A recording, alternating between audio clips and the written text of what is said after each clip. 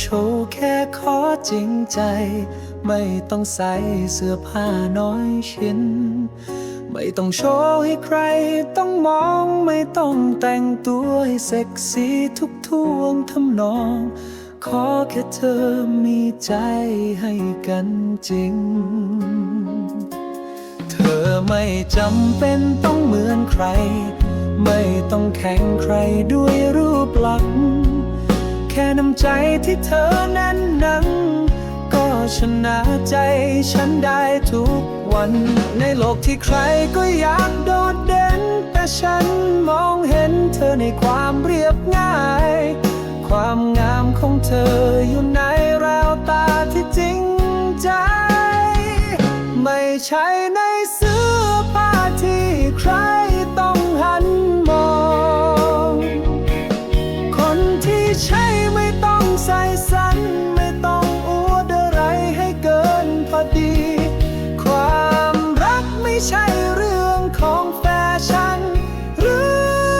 วิธีแต่มันคือใจที่มันคงทุกเวลา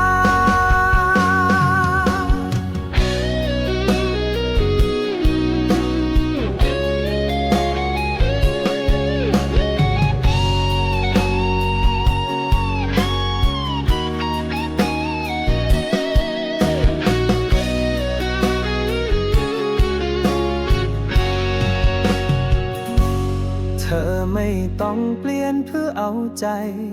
เพราะแบบเธอคือที่สุดแล้วในโลกใบนี้ทุกคำพูดทุกการกระทำที่แสนดีมันทำให้ฉันรักเธอหมดใจไม่ต้องโชว์แค่ขอจริงใจไม่ต้องแต่งให้ใครต้องตะลึงความรักแท้ไม่ใช่ของที่ต้องอวดกันครึกครื้น